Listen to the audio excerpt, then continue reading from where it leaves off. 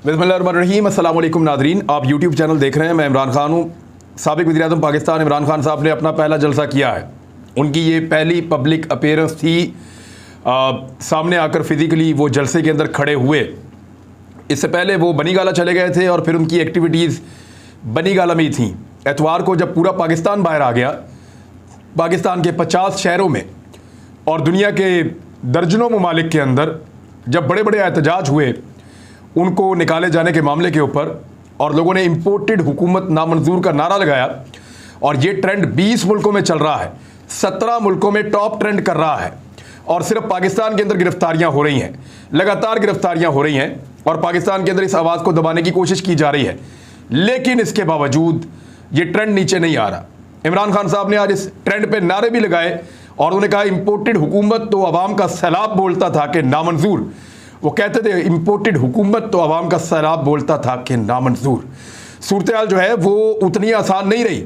मैंने आज से लगभग 1 साल पहले शायद, और एक मरतबा नहीं कई मरतबा मैंने कई टीवी प्रोग्राम में कहा, बल्कि वसीम बदामी के प्रोग्राम में तो बड़ा क्लियरली कहा, और उसको लोग अभी शेयर भी कर रहे हैं। मैंने कहा था कि इसको जिस दिन आप निकालोगे तो ये आपको पूछेगा नहीं कि मुझे क्यों निकाला, ये आपको बताएगा कि मुझे क्यों निकाला। मैंने कहा था, और ये बात अब नहीं कह रहा मैं, ये मैंने बहुत पहले कही थी कि ये आपसे नहीं पूछेगा कि मुझे क्यों निकाला, ये आपको बताएगा कि मुझे क्यों निकाला। और फिर ये बनी गाला में चुप करके बैठ के हैप्पी बर्थडे टू यू नहीं करेगा। ये बाहर निकलेगा सड़कों पे, इसका क्राउड बाहर निकलेगा और पूरे पाकिस्तान के अंदर ये एक मुसीबत डाल देंगे। ऐसा तजर्बा मत कीजिएगा। मैंने कहा था, समझाया था, ऑफ द रिकॉर्ड भी और ऑन द रिकॉर्ड भी मैं ये बात करता रहा हूं तमाम दोस्तों को कि ना करना कोई पंगा, ये गले पड़ जाएगा और ये ढोल आपसे नहीं बजाया जाएगा। और वही हो गया। पेशावर का जलसा जो है उसने इस खित्ते की तारीख के इस एरिया में होने वाले तमाम जलसों का रिकॉर्ड तोड़ दिया है। इतना बड़ा जलसा कभी किसी ने सोचा ही नहीं, इतना बड़ा जलसा कभी किसी ने देखा ही नहीं। कुछ हमारे सहाफ़ी दोस्त हैं, उन्होंने तस्वीरें शेयर की कि ये पेशावर का इमरान खान का छोटा जलसा है। जब उनको क्लोज करके देखा तो फजलुर रहमान के झंडे लोगों ने पकड़े हुए थे। थोड़े दिन पहले जब पीटीएम का एक फ्लॉप जलसा हुआ था तो उसकी कुछ तस्वीरें पीटीआई वालों ने लगाई थी, उन्होंने वही तस्वीरें उठा के लगा दी कि पीटीआई का जलसा फ्लॉप हो गया है, और फिटे मुंह ऐसी सहाफत के ऊपर। वहां जाकर देखें आज हुआ क्या है। मैं आपको एक मनाजिर है वो दिखाता हूं आपको, और इन पर आप गौर करें।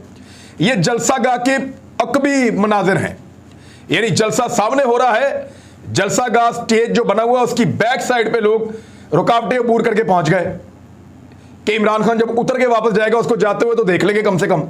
फ्रंट पे तो जगह ही खत्म हो गई थी। जितना पिंडाल रिंग रोड में वहां बनाया था, बहुत बड़ी जगह बनाई गई थी, इतनी बड़ी जगह बनाई गई थी कि माजी में किसी ने इतनी बड़ी जगह को भरने का सोचा भी नहीं था। इतनी बड़ी जगह बनाने के बावजूद वो सारी फुल हो गई। वहां तिल धरने की जगह नहीं थी, बंदे अंदर आ नहीं सकते थे। ये ड्रोन के मनाज़र अगर आप देखें तो आपको आइडिया हो जाएगा कि ऐसा लगता था कि हर तरफ सारी सर है, बंदे के ऊपर बंदा चढ़ा हुआ था। और ये है इंसानों की अदालत जो रात को लगी है। अवाम का अज खुद नोटिस है, उन्होंने अदालत लगाई है और अज खुद नोटिस पे समाअत हो रही है। अभी वो सुन रहे हैं, फिर वो फैसला सुनाएंगे, फिर वो फैसले पर अमल करवाएंगे। कहा था कि ये पंगा ना लेना। मैं कह रहा था कि इमरान खान को ऐसे मत निकालना, ये खुद चला जाएगा, शायद वापस ना आ सके। लेकिन आप इसको जब निकालेंगे, ये रिएक्टिव फोर्स है। बताया था रिएक्टिव फोर्स है, बताया था कि ये मुख्तलिफ पॉलिटिकल पार्टीज के रिएक्शन में पार्टी बनी है। इसको निकालेंगे, रिएक्शन वापस आएगा। असेसमेंट गलत हो गई, निकाला, रिएक्शन आया, सारी दुनिया देख रही है। मैं कोई जादूगर थोड़ी हूं, या कोई पीर बुजुर्ग बाबा थोड़ी हूं, या कोई फ्यूचर में थोड़ी देखता हूं। आम आदमी के समझने की बात थी कि जब आप इमरान खान के साथ ज्यादती करेंगे तो उसका फॉलोअर खड़ा हो जाएगा। ना सिर्फ उसका फॉलोअर खड़ा हो जाएगा, बल्कि आपने ज्यादती भी उस लेवल की है कि अमेरिका के साथ मिलकर काम डाल दिया। यानी आपने उस आदमी को भी खड़ा कर दिया जिसका पाकिस्तान तहरीक इंसाफ से कोई ताल्लुक नहीं था। ना सिर्फ उसका अपना वर्कर खड़ा किया, पहले ये 3 शक्लें दिखा के, फजलुर रहमान, आसिफ अली जरदारी और शहबाज शरीफ, ये 3 शक्लें दिखा के पहले उसका अपना कारकुन खड़ा कर दिया। बाद में अमरीकी साजिश के मामले के ऊपर बाकी जो रही कसर थी वो भी पूरी कर दी। अब पब्लिक ही पब्लिक है उसके साथ। और इमरान खान साहब का जो मूड था आज के जलसे में, वो काफ़ी गुस्सीला था। बड़े लंबे अरसे के बाद जेन्युइनली उनकी तकरीर में जज्बात थे, उनकी तकरीर में गुस्सा था। और ये चीज़ बता रही है कि इमरान खान साहब बाज आने वाले नहीं हैं। मैंने कहा था ना कि ये नहीं बाज आएगा, ये सड़कों पे आ जाएगा। उन्होंने कहा मैं हर शहर में आ रहा हूं, हर इलाके में आ रहा हूं, हर जगह पहुंचूंगा, आप लोग तैयारी पकड़ दें। और नई स्ट्रेटजी आप देखिए उनकी क्या है। उन्होंने कहा मैं आप कराची जा रहा हूं जलसा करने के लिए। मैं कराची में जिस वक्त जलसा कर रहा हूंगा ना, उस वक्त पूरा पाकिस्तान सड़कों पे होना चाहिए। तो अब लगेगा तमाशा इंपोर्टेड हुकूमत का। ये जो ट्रेंड है ना, ये गले की हड्डी बन गया, निकल ही नहीं रहा। 7वां दिन शुरू हो गया आज, ट्रेंड ही नहीं खत्म हो रहा इनसे, कर ही नहीं पा रहे। हर किस्म की कोशिश करके देख ली, हर काम करके देख लिया, ये ट्रेंड सिर्फ एक सूरत खत्म होगा कि आप इंपोर्टेड हुकूमत ही खत्म कर दें, वरना ये ट्रेंड भी रहेगा और ये इंपोर्टेड हुकूमत भी चलती रहेगी। और हुकूमत जो कारनामे कर रही है वो तो आपके सामने है। जो पहला दावा किया था, जो पहली डींग मारी थी शहबाज शरीफ ने कि 10% तनख्वाहें बढ़ाई हैं, वो तो उन्होंने वापस ले लिया। घी की कीमत उन्होंने बढ़ा दी, चीनी की कीमत उन्होंने बढ़ा दी। और क्यों बढ़ाई पता आपको? इन्होंने जो पैसा दिया था ना, क्योंकि ये सारे शुगर माफिया वाले लोग हैं। जरदारी साहब का क्या कारोबार है? सब लोगों का, इनके आसपास जितने हैं, शुगर का। शरीफ खानदान का क्या कारोबार है? इनके यारों दोस्तों का सबका क्या कारोबार है? शुगर का। जहांगीर तरीन का क्या कारोबार है, जो इमरान खान के खिलाफ अपना ग्रुप लेकर खड़े हैं? शुगर का। तो ये सारे शुगर माफिया के लोग हैं। और शुगर मिलों के अंदर आपको पता है अरबों रुपया पड़ा हुआ होता है। तो इन्होंने वहां से पैसा निकाला और वो पैसा मुबैना तौर पर दिया उन सारे मुनरिफ अराकीन को, और उनको खरीद लिया। अब जब उनको खरीद लिया तो ये पैसा भी तो वापस लेना है ना। तो ये पैसा वापस कैसे आएगा? आपको पता है कि अगर चीनी की कीमत 2 रुपए किलो बढ़ जाए तो उससे कितना बड़ा मुनाफा होता है इस माफिया को, कितना बड़ा मुनाफा होता है। तो इन्होंने 9 रुपए, कई जगह पे 13 रुपए तक इन्होंने चीनी की कीमत एक दिन में, पहले दिन आते ही बढ़ा दी, ताकि 10 दिन 15 दिन के अंदर अंदर जितना पैसा इनका खर्च हुआ है। क्योंकि रमज़ान में आपको पता है चीनी का इस्तेमाल, लोग शरबत बनाते हैं, बहुत सारे जूसेस बनाते हैं, चीज़ें बनाते हैं, अब मीठा बनाते हैं, तो रमज़ान में बहुत ज़्यादा इस्तेमाल हो जाता है चीनी का। और लोग राशन बांटते भी हैं, तो चीनी बहुत ज़्यादा बिकती है रमज़ान में।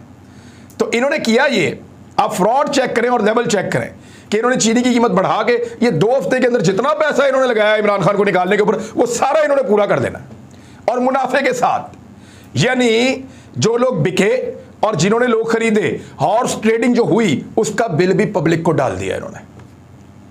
ये है, इसीलिए तो डरते नहीं है पैसा खर्च करने से। इनको पता है कि इक्तदार में आके पैसा बनाना कैसे है। इमरान खान साहब खासे गुस्से में थे। जो बातें उन्होंने की उनमें से कुछ चीज़ें बड़ी इंपॉर्टेंट है, मैं आपके साथ शेयर करता हूं। उन्होंने कहा जी जब मैं कराची में जलसा कर रहा हूँ ना, तो पूरे पाकिस्तान में निकल के सुननी है तुम लोगों ने बात। और अब बड़ी बड़ी स्क्रीनें लगेंगी हर शहर के अंदर, हर शहर के अंदर बंदोबस्त किया जाएगा। जलसा कराची में हो रहा होगा और सामईन पूरे पाकिस्तान में होंगे। और फिर इसी तरह जब वो लाहौर में आएंगे तो जलसा लाहौर में हो रहा होगा और सामईन पूरे पाकिस्तान के अंदर होंगे। अब ये एक नए तर्ज की सियासत शुरू होगी। या लीडर तरले कर रहा होता है, बंदे इकट्ठे कर रहा होता है। जितना बड़ा जलसा ये इमरान खान का था ना, इसका तो कोई मिसाल ही नहीं है। जलसे की बैक साइड में जितने बंदे थे ना, ये पीडीएम की 13-14 जमातों ने मिलकर जब जलसे किए तो उतने बंदे ये इकट्ठे नहीं कर सके। जितना बड़ा जलसा पीडीएम की 13-14 जमातें इस वक्त मिलकर कर सकती हैं, या पहले जो 11 जमातें मिलकर जितना बड़ा जलसा करती थी पीडीएम का, उससे ज्यादा लोग इमरान खान की आज के जलसे का जो स्टेज था उसकी बैक साइड पे खड़े इंतजार कर रहे थे एक झलक देखने के लिए। ये क्या कर दिया आपने? ये क्या कर दिया? अच्छा खासा मामला चल रहा था, सब तरफ ठीक था, आपने जानबूझकर एक ऐसी मुसीबत खड़ी कर ली है जो अब गले पड़ी है। इन सारी पॉलिटिकल पार्टीज को अब ये सोच पड़ गई है कि करेंगे क्या, बचेंगे कैसे। आपको पता है पाकिस्तान तहरीके इंसाफ से गुज़िश्ता 2 दिनों से लगातार बेशुमार लोग राब्ता कर रहे हैं कि हम पीटीआई ज्वाइन करना चाहते हैं। पब्लिक के अंदर जो है वो पीएमएलएन के लोग जो कल तक थे, या पीपल्स पार्टी के लोग थे, या दीगर पॉलिटिकल पार्टीज के लोग थे, उनकी हमदर्दी इस तरफ आ गई है। ये सारा कुछ जो है वो गलत प्लानिंग का नतीजा है, तो अब भुगतना तो पड़ेगा। इमरान खान साहब ने शाबाश दी अली मोहम्मद खान को कि उसने अकेले ने 170 से ज़्यादा लोगों का मुकाबला किया। शाबाश का मुस्तहिक है वाकई। और लोगों ने जिस तरह अप्रिशिएट किया अली मोहम्मद खान को, तो वफादारी की लोग कदर करते हैं। कासिम सूरी को जब इमरान खान ने अप्रिशिएट किया तो लोगों ने जितना अप्रिशिएट किया, लोग वफादारी की कदर करते हैं। ये जितने मुनहरिफ अराकीन हैं या जो लोग बेवफाई जिन्होंने की है, उनके लिए इसमें एक सबक है कि कमज़ोरी दिखाने वालों को लोग याद नहीं करते।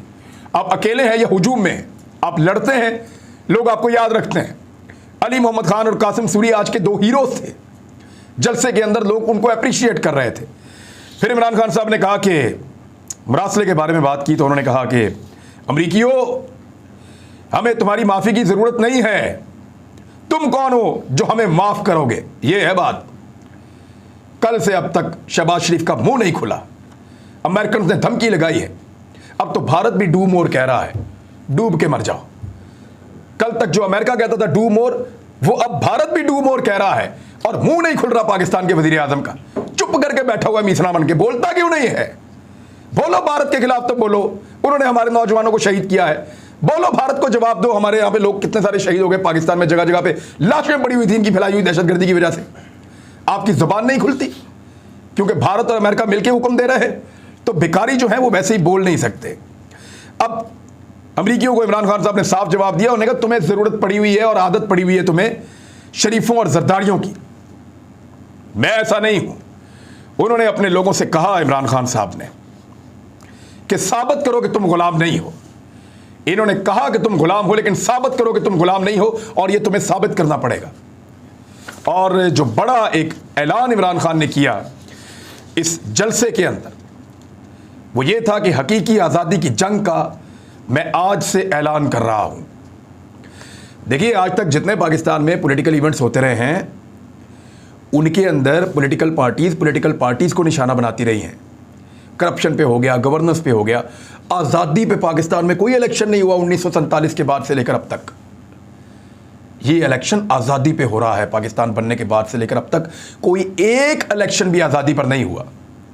अगर इमरान खान इस इलेक्शन को आज़ादी के ऊपर लड़ रहे हैं, या साम्राज्य के खिलाफ लड़ रहे हैं, या इंपोर्टेड हुकूमत के खिलाफ लड़ रहे हैं, तो पब्लिक का रिएक्शन और उनका रिस्पॉन्ड वो बिल्कुल मुख्तलिफ होगा।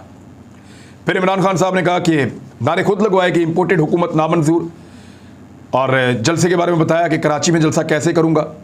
उन्होंने कहा कि अगर साजिश को कामयाब होने दिया ना मैंने, तो फिर आने वाली नस्लें हमें कभी माफ़ नहीं करेंगी। आदमी गरीब हो, जितना भी गरीब हो, अगर गैरतमंद हो तो लोग उसकी इज्जत करते हैं, वरना लोग इज्जत नहीं करते। फिर सोशल मीडिया पर उन्होंने कहा क्रैकडाउन किया जा रहा है, लेकिन शहबाज शरीफ को उन्होंने ये भी कहा कि जिस दिन मैंने कॉल दी ना, तो तुम्हें छुपने की जगह भी नहीं मिलेगी। नवाज शरीफ किसी गलतफहमी में ना रहना, मैं और मेरी कौम तुम्हारा इंतजार कर रहे हैं। मियाँ साहब के लिए बड़ा मुश्किल है।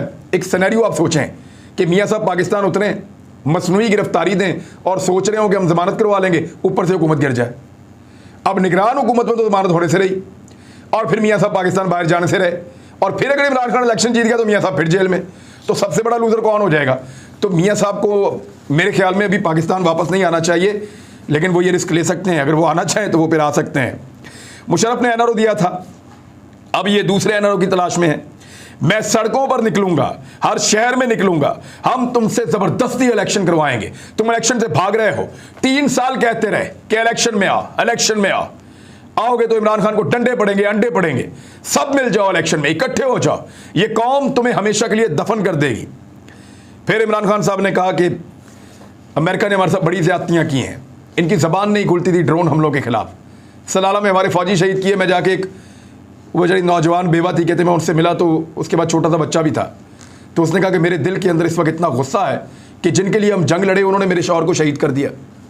तो इमरान खान साहब ने फ़ौजियों के हक़ में आवाज़ उठाई, उनके हक़ में भी बात की, लेकिन अदलिया के हवाले से उन्होंने एक बहुत इंपॉर्टेंट बात की है। उन्होंने कहा कि मैं अदलिया से एक सवाल करता हूँ और ये सवाल पाकिस्तान की अदलिया का पीछा करेगा। उन्होंने कहा कि मैंने क्या जुर्म किया था कि आपने रात के अंधेरे में अदालत लगाई। अब ये एक ऐसा सवाल है जो पाकिस्तान की अदलिया का ऐसे ही पीछा करेगा जैसे मलक कयूम साहब की कॉल पीछा कर रही है, जैसे जुल्फ़िकार अली भुट्टो का कत्ल जो है वो पीछा कर रहा है। ऐसे ही ये सवाल अदलिया का पीछा करेगा कि आधी रात को आपने कब कब अदालत लगाई, और सिर्फ एक वज़ीर आज़म को जब निकालना था तो आधी रात को अदालत लगा दी, हालांकि उसने कोई गैर आईनी काम उस दिन नहीं किया था। तो इमरान खान साहब पूछ रहे हैं कि मैंने आज़ाद अदलिया के लिए जेल काटी है।